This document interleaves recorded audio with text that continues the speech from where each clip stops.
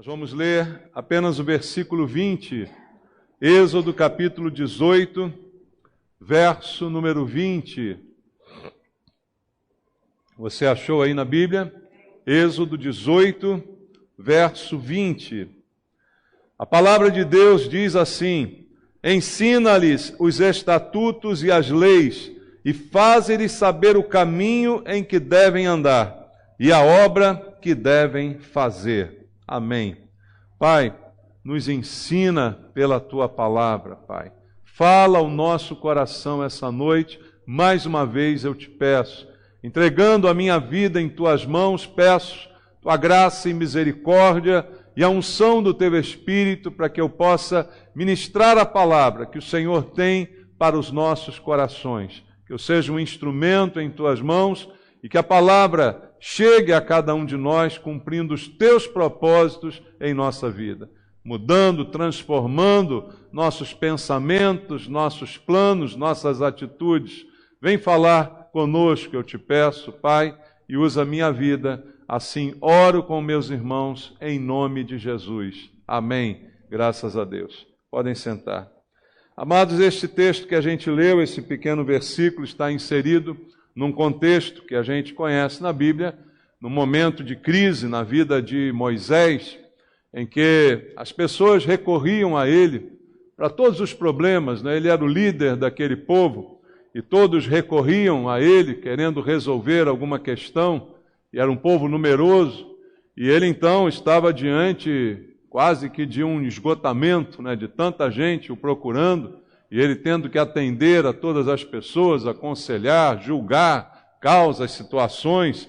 E aí você conhece na Bíblia o texto, que é esse que nós lemos, em que o sogro de Moisés, um homem experiente, traz então a ele um conselho, dá a ele o conselho de dividir algumas atribuições, de delegar algumas atribuições, para que coisas menores fossem tratadas, né, também por alguns dos seus auxiliares, para que ele pudesse ter um pouco mais de tranquilidade. E no meio desse conselho, a gente vê aqui o que está sendo dito nesse versículo 20, que nós acabamos de ler, e que é um resumo muito importante da nossa vida em relação àquilo que a palavra de Deus tem como direção para todos nós.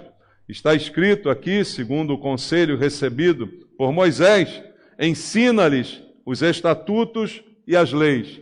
O que se refere? A que se refere os estatutos e as leis? A palavra de Deus. Então, o conselho é: ensina para eles a palavra de Deus, aquilo que Deus está trazendo em sua palavra. E então faz-lhes saber o caminho em que devem andar.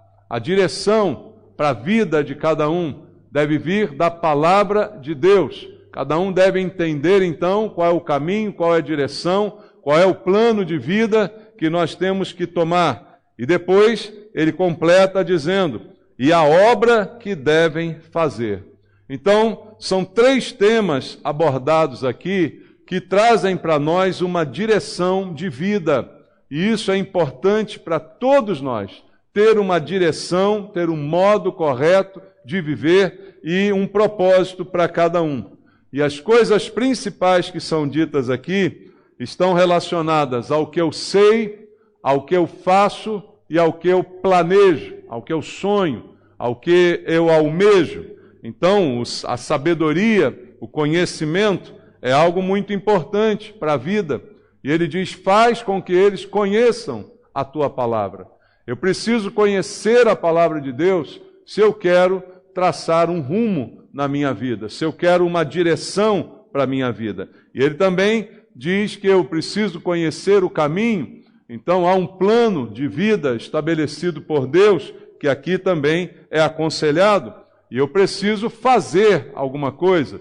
Aquilo que eu sei, aquilo que eu conheço, precisa se traduzir em alguma ação. Então a gente tem essas três direções dadas por Deus ao sogro de Moisés, e este repassou a Moisés este aconselhamento para que ele então pudesse dirigir aquele povo. E aí a gente vive diante de um dilema em relação a esses três assuntos. Talvez a gente conheça, ou mesmo conosco, a gente sabe muita coisa, há pessoas que têm muito conhecimento, mas isso não muda o seu jeito de viver, não é? Pode ser que tenha alguém que conhece muito a palavra de Deus, mas isto também não muda o seu modo de agir. Existem pessoas que estudam a Bíblia só para contestá-la, né? Existem pessoas que buscam conhecer a palavra de Deus, mas não para mudar, mas para mudar a palavra. Então, eu posso conhecer muito e não mudar o meu modo de vida, não é? Eu posso também fazer muitas coisas, não é? Mas não ter as minhas necessidades supridas. Há pessoas que são superativas, fazem um monte de coisa, mas nada do que fazem traz satisfação, traz o sentimento de saciedade, completa a vida dessa pessoa. E há aqueles também que fazem muitos planos, planejam muitos caminhos, né? Tem muitos sonhos pela frente, né?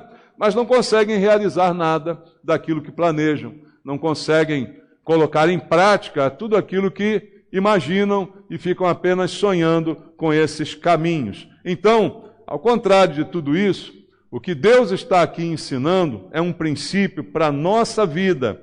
3 coisas que a gente precisa cuidar na nossa vida cristã, especialmente. Primeiro, conhecer a palavra de Deus. Conhecer o que ela tem para me dizer. Segundo, realizar tudo aquilo que eu preciso realizar segundo os princípios que eu aprendi na palavra. Ou seja, conhecer e aplicar a palavra à minha vida. E a partir daí, então, traçar um rumo, traçar um caminho, promover um sonho, uma meta, não é? Um lugar aonde eu quero chegar. Todos nós precisamos disso para viver. Em todas as áreas da vida, não é? Você estuda para quê? Você estuda para ter algum conhecimento. E depois, se isso que você estudou não servir para nada, o que vai adiantar se não tiver aplicação na sua vida, né? Às vezes a gente no colégio, na época de garoto, a gente ficava pensando, né? Estudava umas coisas e ficava assim, onde é que eu vou aplicar isso aqui na minha vida, né? Alguns olhavam para a matemática e diziam assim, o que adianta eu saber isso aqui? Mas é um engano, porque hoje a gente aplica isso em um monte de áreas da vida, né? Mas é importante que você, de fato, aplique aquele conhecimento que você adquiriu para que ele transforme a sua vida, porque senão é um conhecimento que não produz nada, é em vão. Não é? Eu apenas sei das coisas, mas na verdade eu faço tudo do jeito que eu quero e não do jeito que eu aprendi. Então, o princípio de Deus para nós é que eu preciso saber, conhecer a sua palavra, desde que ela influencie a minha vida e ela transforme as minhas ações. E também, após isto, eu possa ter, a partir dela, um caminho para seguir, uma direção a tomar, um rumo que todo mundo precisa na vida. Você conhece gente sem rumo, irmãos?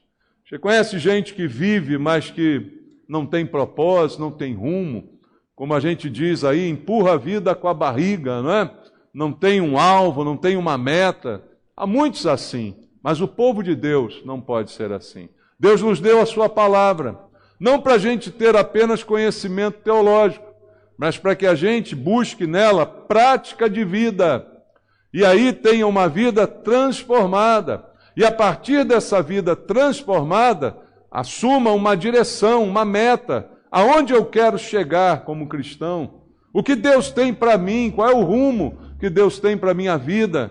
Então eu preciso pensar nessas coisas e agir conforme aquilo que Deus está me direcionando. Então essa é a tônica do que foi aconselhado aqui a Moisés, para que o povo de Deus pudesse ter uma vida diferente. Então, baseado nisso, eu queria trazer aqui 3 exemplos de cada uma dessas etapas para que você possa entender na prática como é que se funciona. Vamos em relação ao saber. O que é que eu preciso saber? O que é que eu preciso conhecer da palavra de Deus para que isso transforme a minha vida? E é preciso ser agora muito objetivo. E o texto que eu quero usar para exemplificar está no Evangelho segundo João, no capítulo número 9.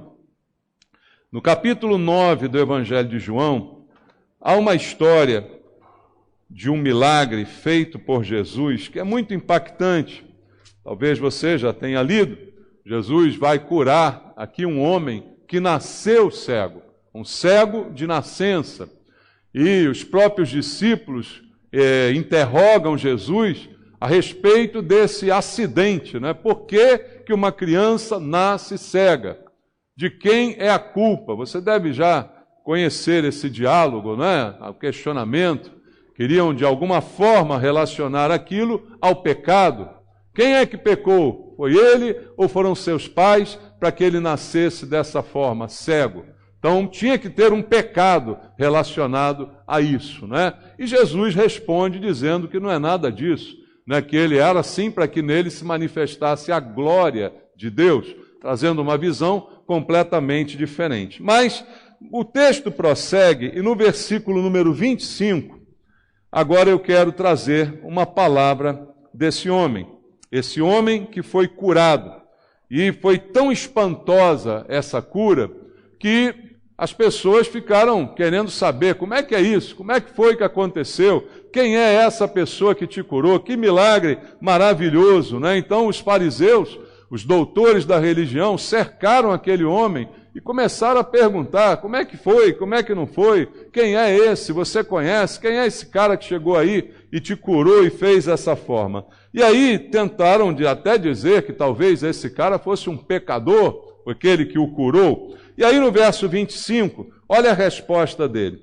Ele retrucou: se é pecador, não sei. Uma coisa eu sei, eu era cego e agora eu vejo.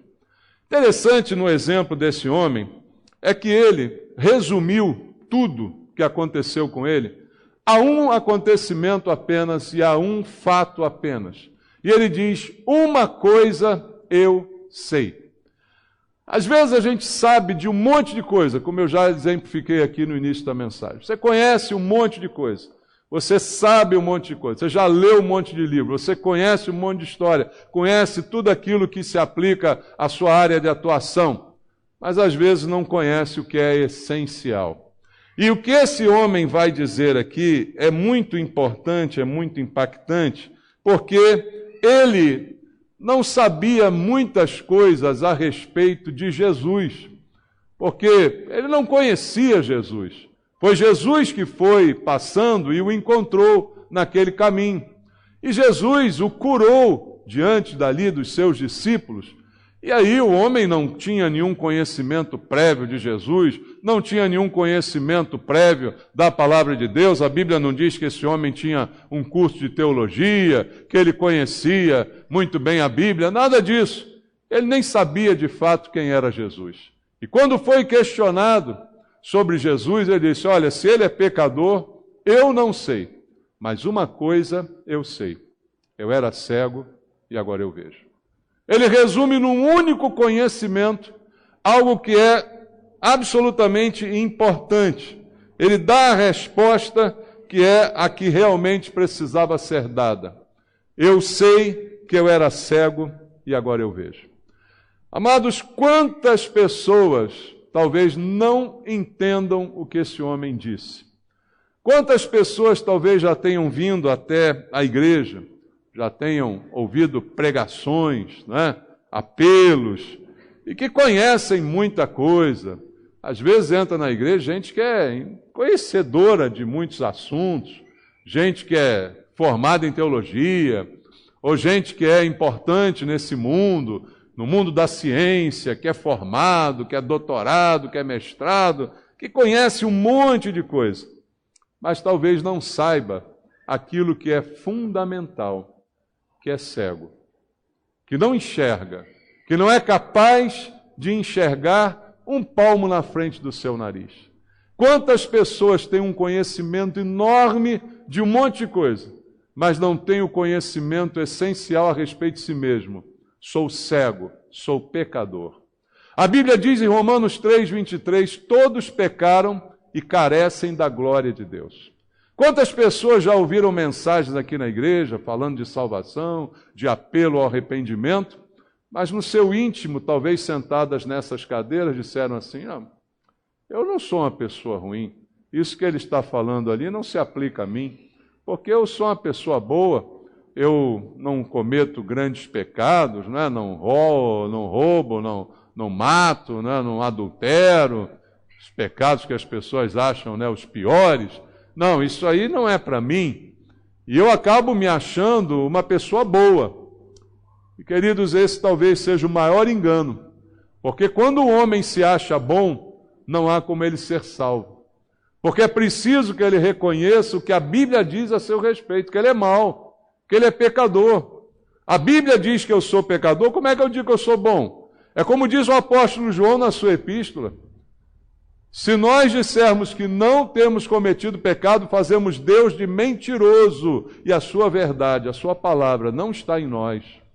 E é isso que muita gente tem vivido hoje. Conhece tudo, de tudo que é possível conhecer, mas não conhece o essencial. Eu tenho necessidade de um milagre, eu tenho necessidade de Deus. Eu preciso dele porque eu sou cego. Aquele homem sabia muito bem da sua condição, e o único conhecimento que ele tinha foi o bastante para que ele fosse curado e a sua vida fosse transformada. Então, num sentido figurado, o que eu quero dizer é que o maior saber que alguém deve ter é de que foi salvo das trevas para a luz. O que adianta eu conhecer tanta coisa? Como disse Jesus, ganho o mundo inteiro, mas perco a minha alma. O que adianta eu ter um conhecimento maravilhoso se eu não consigo conhecer o básico do básico? Que eu sou um miserável que preciso da graça e da misericórdia de Deus. Que eu preciso ser salvo porque estou perdido. Mas para aquele que não se acha perdido, falar em salvação é meio que um contrassenso. Salvar de quê? Estou aqui, estou bem, não estou me afogando nem nada, está tudo tranquilo. Estou vivo, estou respirando, não estou fazendo grandes erros. Então, o maior conhecimento que alguém pode ter é de que é pecador. E como diz a Bíblia, aquele que está em pecado está morto nos seus delitos e pecados. E o exemplo, a simbologia, a analogia é do cego, do homem que está cego, porque está em trevas. E quem vive no pecado está em trevas. E a única coisa que aquele cego sabia era o suficiente para a vida dele. Eu não sei se ele é pecador, mas uma coisa eu sei.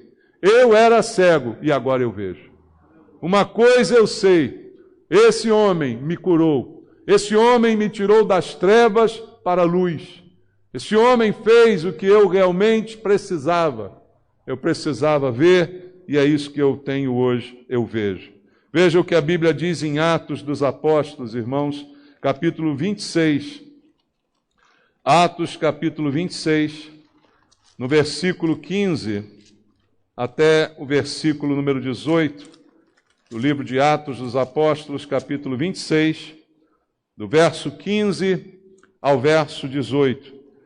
Então eu perguntei, quem és tu, Senhor? Ao que o Senhor respondeu, eu sou Jesus a quem tu persegues, mas levanta-te e firma-te sobre os teus pés, porque por isto te apareci, para te constituir ministro e testemunha, tanto das coisas em que me viste, como daquelas pelas quais te aparecerei ainda, livrando-te do povo e dos gentios para os quais eu te envio, para lhes abrires os olhos e os converteres das trevas para a luz, e da potestade de Satanás para Deus, a fim de que recebam eles remissão de pecados e herança entre os que são santificados pela fé em mim.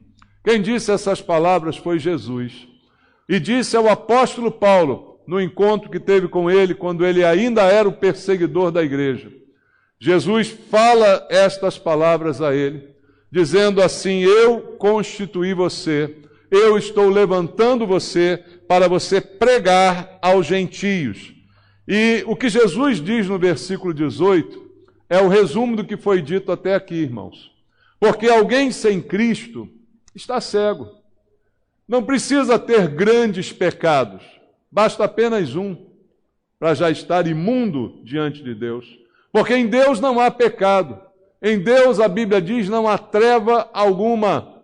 Então, qualquer treva já é o suficiente para me colocar nessa situação. E o que Jesus diz, são palavras de Jesus a Paulo no verso 18, para lhes abrires os olhos e os converteres das trevas para a luz. Ou seja, quem não está em Cristo está cego, exatamente como aquele homem. Aquele homem era cego de nascença e Jesus o curou fisicamente, mas simbolicamente ali está inserida a nossa salvação. Cegos, como todos nós, nascemos assim, em pecado. E ali cegos vivíamos até que Ele nos abriu os olhos. E ao nos abrir os olhos, nos tirou das trevas para a luz. Jesus diz a Paulo, você vai abrir os olhos dessas pessoas. Com o quê? Com a palavra de Deus, com a pregação do Evangelho. E ao receberem a palavra, sairão das trevas para a luz. Olha o que mais ele diz, da potestade de Satanás para Deus. Então só há duas posições para o homem. Ou ele faz parte da potestade de Satanás, ou ele faz parte do grupo de Deus. Veja, Deus é bem simplista nisso aí. Não tem escala nem graduação de proximidade com Deus. É como disse Jesus, quem comigo não ajunta, espalha. Quem não é por mim, é contra mim. Não tem um estado de neutralidade. Não tem uma escala de quanto mais perto ou mais longe estou de Deus. Ou estou com Deus, ou estou com Satanás. Não fique bravo comigo, porque quem disse é Jesus. Ele disse a Paulo, você vai abrir os olhos dos cegos, e você vai tirá-los da potestade de Satanás para Deus, das trevas para a luz, da morte para a vida. Não há um estágio intermediário. As coisas são assim, é tudo ou nada. Então, aquele conhecimento era o único que era necessário. O homem pode saber tudo na vida, mas se ele não souber que é pecador, se ele não souber que ele está morto e nas trevas, ele assim vai permanecer, porque jamais abrirá os seus olhos ao ouvir a palavra de Deus. Veja bem o que diz também o apóstolo Pedro na sua primeira epístola, no capítulo número 2, no versículo número 9. A primeira de Pedro, capítulo 2, verso número 9. Vós, porém, sois raça eleita, sacerdócio real, nação santa, povo de propriedade exclusiva de Deus, a fim de proclamardes as virtudes daquele que vos chamou das trevas para a sua maravilhosa luz. Então eu estava em trevas, mas fui chamado dela para a maravilhosa luz de Deus. E agora me tornei povo de propriedade exclusiva de Deus. Mas antes não era de Deus. Antes não tinha nada com Deus. Podia falar no nome de Deus, podia invocar o nome de Deus, podia dizer Deus te abençoe, se Deus quiser, como todo mundo fala. Mas ou estou com Deus, ou estou com o diabo. Ou estou na luz, ou estou nas trevas. Não há meio termo nessas coisas. E aí vem esse homem e diz, uma coisa eu sei, eu era cego e agora eu vejo. É o bastante? Para os fariseus talvez não seja aquilo que eles queriam ouvir. Eles interrogaram, perturbaram o homem para que ele falasse, quem é esse cara que te curou? Ele diz assim, eu não sei quem é ele, mas eu sei uma coisa só, eu era cego e agora eu vejo. E quanto a isso não há discussão, quanto a isso ninguém pode falar nada, eu era cego e agora eu vejo. Esse é o maior conhecimento que nós precisamos, irmãos. Esse é o maior conhecimento do que qualquer conhecimento teológico, como eu disse aqui. Não que não seja bom ou importante estudar teologia, não, nada disso, eu acredito que é bom. Mas não é o bastante. Se a teologia não te ensinar o que é básico e fundamental, que você era cego e agora você vê, que você estava perdido e foi achado, que você estava em trevas e agora está na luz, que você era do diabo e agora você é de Deus. Se a teologia não te ensinar isso, não adianta nada estudá-la. Outra coisa que está relacionado ao que disse Moisés ao povo de Deus, ele falou de conhecimento, ele falou de ação. Eu queria ler contigo Filipenses agora, capítulo 3, na carta do apóstolo Paulo aos Filipenses, no capítulo 3, no versículo 13 e 14.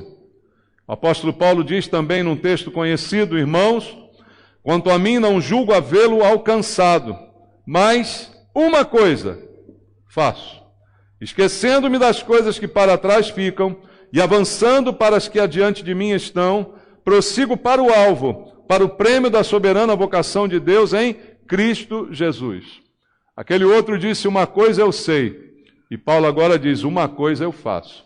Irmão, tem tanta coisa para a gente fazer, não é? Tem tanta coisa que Deus espera até que a gente faça. Eu falei de manhã isso hoje, né? Sobre coisas que a gente deve fazer, que são esperadas, frutos que precisam ser produzidos. Tudo isso é ótimo. Mas às vezes a gente faz muita coisa, como foi dito também de manhã, e isso não se traduz em uma mudança, em uma transformação verdadeira. E aqui Paulo está resumindo tudo a uma atitude apenas. E talvez seja essa única atitude que esteja faltando para muitos de nós, que até certo ponto somos muito ativistas, fazemos um monte de coisa, estamos sempre fazendo alguma coisa, sempre envolvidos com alguma coisa, mas talvez a gente não faça o que é mais importante. E quando Paulo resumiu aqui, é claro que isso é alegórico, porque não é uma coisa só que você tem que fazer na vida toda, mas o passo que ele estava dando aqui, ele é super importante para que você resolva talvez o resto da sua vida toda. O passo que Paulo deu ao dizer isso é muito importante, porque a vida é uma corrida, Paulo mesmo diz, é como uma carreira que está proposta para cada um de nós. E na carreira, ninguém vence se não correr. Ninguém vence se não começar a corrida, não é? Então é preciso fazer alguma coisa. Aquele que se abate, aquele que se cansa da corrida, logo fica pelo caminho, né? São muitas as provas de corrida que a gente vê, maratonas e tantas corridas aí, em que muita gente começa, né, quando dá a largada, mas quando você vai ver lá a linha de chegada, é meia dúzia, né, que vai passar naquela linha, depois de algumas horas, porque veio o cansaço, veio o desânimo e uma série de coisas que fizeram muitas pessoas desistir e não completar a sua carreira. E o que Paulo fala aqui em relação à atitude é essencial, porque ele diz: uma coisa eu faço. E o que é essa coisa? Eu me esqueço das coisas que ficaram para trás e avanço para aquelas que estão adiante de mim. O que Paulo faz é fundamental para todos nós que queremos chegar em algum lugar. Primeira coisa aqui, mais importante de tudo, uma atitude de mudança. Se eu quero mudança, eu só posso lembrar do passado para aprender com os meus erros, mas não para ficar preso a ele. Então o passado passou. Amém, irmãos? Há um futuro a ser vivido. E quem fica preso ao passado não consegue viver o futuro. Esse é o grande dilema aqui. E o que Paulo está dizendo é simplesmente isso. Ele resume tudo a uma coisa só. Porque ele não faria nada além ou nada mais se ele não tomasse essa única atitude primeiro, que é a atitude de esquecer as coisas que passaram. Esquecer os males que sofreu, as ingratidões da vida, as pessoas que o traíram, né? Aquelas que querem colocar mágoa no seu coração, porque todas essas coisas, se lembradas, se tornam um impeditivo para a minha carreira. Ninguém consegue correr, e Paulo disse isso a Timóteo, carregando um peso. Veja, correr com o teu próprio peso já é difícil, né? Ainda mais dependendo como é que está a tua balança aí, não sei, né? Mas se correr com o nosso peso já está duro, imagina correr carregando alguma coisa nas costas. Dá para correr assim, irmão? Não dá. Então Paulo diz, olha, se livre do peso, né? Jogue fora esse peso para que você possa correr a carreira. E um dos pesos que muitas vezes vem sobre a nossa vida são as coisas relacionadas ao nosso passado, que ficam ali pesando. Eu conheço gente que não consegue viver o hoje, porque alguma coisa deu errada no passado. Ora, o passado passou, irmão. Não é porque lá atrás eu sofri bullying, né, que está na moda aí, né, eu sei lá, que então agora não vou viver mais, porque alguém me fez mal, porque eu vou trazer para hoje, vou ficar carregando isso no meu coração. Irmão, não dá para correr com mágoa. Não dá para correr com tristeza do passado acumulada no coração. Não dá para a gente caminhar com esse peso de coisas que talvez a gente tenha deixado de fazer. Às vezes a gente lembra de coisas que nos fizeram, mas às vezes também o peso vem das coisas que nós não fizemos. Aí vem o remorso. Não dá para correr com remorso. Não dá para correr com peso na consciência. Por isso ele diz, eu esqueço do que passou. E quando eu esqueço tanto o que fizeram comigo, quanto aquilo que eu também fiz de errado com a minha própria vida, para que eu possa avançar. E aí ele diz, eu esqueço do que passou e avanço para as coisas que estão adiante de mim. E aí ele diz, eu prossigo para o alvo. Ele tem um alvo. Irmãos, se Paulo tem um alvo, eu também tenho um alvo. Você tem um alvo. Todo cristão tem um alvo. Qual é teu alvo? É ganhar dinheiro, é ficar rico, é isso, é aquilo, é conquistar? Não. O alvo principal da vida, como ele diz, é o prêmio da soberana vocação. A vocação é o chamado. Eu disse hoje de manhã, Deus nos escolheu. Olha que maravilha. Há um prêmio dessa escolha, dessa vocação, e esse é o alvo da vida. Uma coisa eu sei, eu era cego e agora eu vejo. E uma coisa eu faço, eu esqueço do passado, eu avanço para o que está adiante de mim. Eu quero chegar lá, eu quero entrar, eu quero chegar ao alvo, eu quero perseguir esse prêmio, eu quero ganhar essa corrida, eu quero completar essa carreira. E Paulo completou. E por que completou? Porque primeiro tomou essa atitude. Uma coisa eu faço. Se tem uma coisa que você precisa fazer hoje, irmão, é você esquecer do que passou. Se tem uma atitude que talvez você esteja precisando, estamos no início do ano, né? Tanto plano aí pela frente, tanto sonho. Tem uma coisa que você precisa fazer, é esquecer dessas cargas que você carrega. Ou de coisas que fizeram contigo, ou de erros que você mesmo cometeu. Para de se culpar, para de se martirizar e vai viver a vida, não é? Vai viver sem peso, vai prosseguir para o alvo. Olha para o alvo, é como disse Paulo, olhando firmemente para o autor e consumador da minha fé. Para ele, olhe para ele. Tem um alvo. Quando você tem um alvo, você tem um propósito. E nada tira você desse propósito. Nenhuma distração, nada, porque a pessoa está, como diz hoje, focada. Você tem um foco, foca. Tem uma meta, tem um alvo, e se dedique a isso. E o alvo é Cristo, diz a Bíblia. Então é para lá que a gente vai, e é isso que a gente tem que fazer. Então, de tantas coisas que tem para saber, saiba uma delas, a principal. Você era pecador, e agora você é salvo. Você era cego, e agora você vê. Você era do diabo, e agora você é de Deus. Se tem uma coisa para fazer, tem tantas para fazer. Faça a primeira e mais importante. Esqueça do passado. E a terceira coisa, que é aconselhada sobre o caminho que vamos andar, sobre o plano que vamos traçar, sobre os sonhos que virão pela frente, as coisas que nós buscamos, as coisas que nós almejamos, desejamos. A Bíblia também diz, no Salmo número 27, e aí quero ler contigo, a palavra de Deus, no Salmo número 27, no versículo 4 e no versículo 5, ali está escrito, mais uma vez, uma coisa. Leu aí comigo? Uma coisa.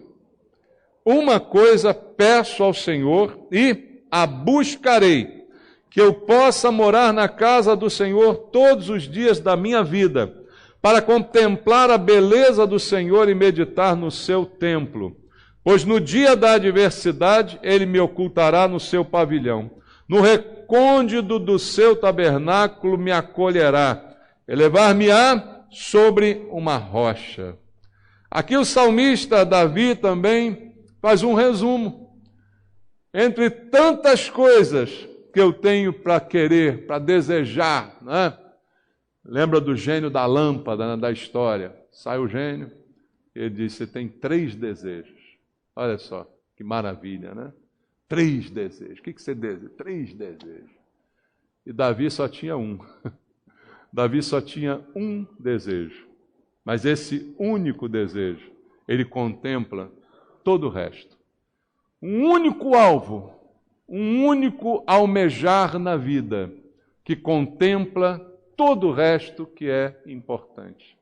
Por isso ele diz aqui, uma coisa peço ao Senhor, e não só peço, eu vou buscar. Porque uma coisa é pedir, outra coisa é correr atrás. E Davi aqui ele fala muito bem que ele vai pedir e vai correr atrás. Alguns de nós ficam só pedindo, né, irmãos? Me dá, me dá, me dá, me dá, me dá. Mas ele não, eu vou buscar, eu vou correr atrás. Eu peço e a buscarei. E o que ele quer? Ele quer morar na casa do Senhor. E aí, o que será isso? Quero morar na casa do Senhor. Isso é simbólico, né, irmãos? Isso é alegórico. O que ele está querendo é a presença de Deus. O que ele está querendo é relacionamento. O que ele está querendo é fazer parte, né? Porque ele sabe que ali, na presença de Deus, é lugar de acolhimento. É o esconderijo do Altíssimo, né? Falado lá no Salmo 91. E Davi, ele fala aqui desse mesmo esconderijo. Ele diz aqui que no dia da adversidade, ele vai me esconder, me ocultará no seu pavilhão. No recôndito do seu tabernáculo me acolherá e vai me colocar em cima de uma rocha. Ali eu estou seguro. Nada vai me alcançar, nada vai me atingir. Então o sonho de Davi, o que ele busca, ele consegue resumir numa coisa só. Será que a gente tem também esse poder de síntese, irmãos? Nós deveríamos buscar isso. Porque, como disse aqui, toda essa mensagem, essa falta de síntese, faz com que a gente atire para todo lado e não acerte nada. Eu quero conhecer, então eu conheço tudo, leio tudo, me informo de tudo, eu quero encher minha mente com tudo, mas de repente não conheço o principal. Eu quero fazer, eu faço um monte de coisa, faço, mas não faço o principal, não esqueço do que passou e não tenho um alvo na vida. E agora os desejos. Irmãos, quantas pessoas desejam tanta coisa, né? Muito mais do que os 3 que o gênio pode dar, e a pessoa deseja. Davi resume num só desejo. Num só desejo do seu coração. Eu quero morar, eu quero abrigo, eu quero lugar na casa do Senhor. Ele diz, onde eu possa morar na casa do Senhor, todos os dias da minha vida, para fazer o quê? Contemplar a beleza do Senhor e meditar no seu santo templo. Ele fala de morar, um abrigo, né? A casa é onde a gente se sente seguro, né? Normalmente, você está na rua, você quer logo chegar em casa, bom, cheguei, estou seguro. A sensação de segurança que o lar oferece, é isso que ele quer morar na casa do Senhor. Ele quer contemplar a beleza do Senhor. Isso é relacionamento, né? Contemplação, relacionamento contemplativo, é o que ele quer e é o que Deus deseja também. Deus nos criou para isso, né? Para que a gente se volte para Ele, é isso que Davi deseja. E ele diz também, meditar no seu templo. Meditar é conhecer a Deus, conhecer a sua palavra, pensar naquilo que Deus está falando. Não é só ler a Bíblia, mas é entender o propósito dela.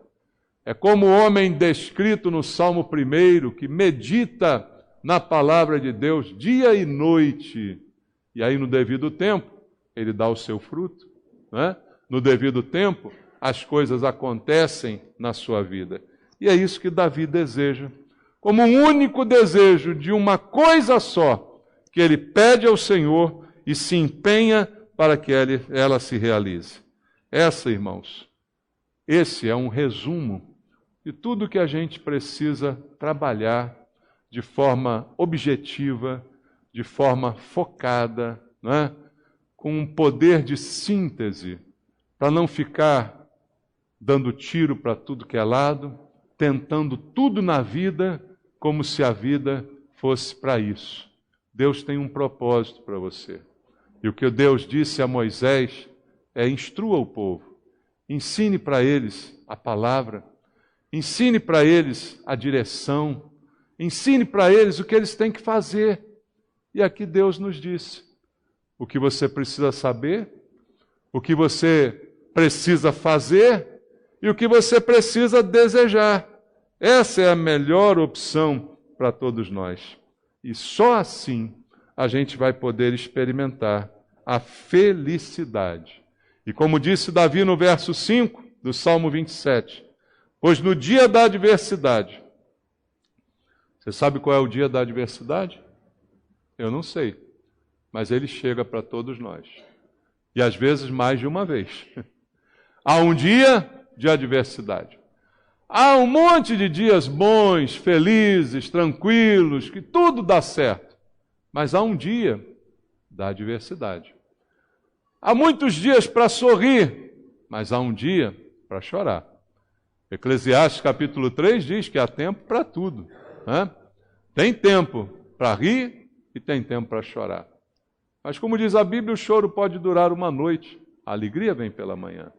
Mas ao dia da adversidade, o que está prometido aqui é que nesse dia eu serei escondido por Deus no seu pavilhão, dentro do seu tabernáculo, ele me esconderá. Ser escondido por Deus. É tudo que a gente quer quando a tempestade está caindo. É ter um abrigo, é ter um lugar seguro para nos acolher.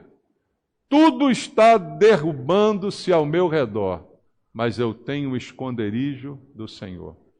É isso que Deus está falando, para que você experimente isso na sua vida. A sensação de proteção, o conhecimento que é necessário, a decisão que você precisa tomar, que só você pode tomar, e o desejo, o alvo para a vida, para tudo que vem por aí, e que a melhor parte é a proteção que Deus tem para você. É o esconderijo do Altíssimo que está disponível, para que Ele te coloque sobre uma rocha e a enchente não te pegue. É o que Deus tem prometido para você, e é isso que nós precisamos sintetizar na nossa vida. Vida que às vezes é de tantas opções, tantas coisas, e o essencial fica de fora, é deixado passar. Pensa sobre isso e viva assim. Amém? Vamos orar? Pai, ensina ao teu povo, Pai. Ensina a cada um de nós os princípios da tua palavra, para que a gente possa fazer as escolhas certas na nossa vida. Definir corretamente o nosso caminho, aquilo que desejamos, aquilo que sonhamos. Pai, fala ao nosso coração para que a gente saiba o caminho que devemos andar e saibamos também aquilo que devemos fazer. Que a gente tenha alvos muito precisos na vida, que a gente aprenda com o Senhor a fazer o que é mais importante. Às vezes fazemos tantas coisas, mas o mais importante fica de fora. Às vezes conhecemos tantas coisas, mas o conhecimento primordial fica de fora.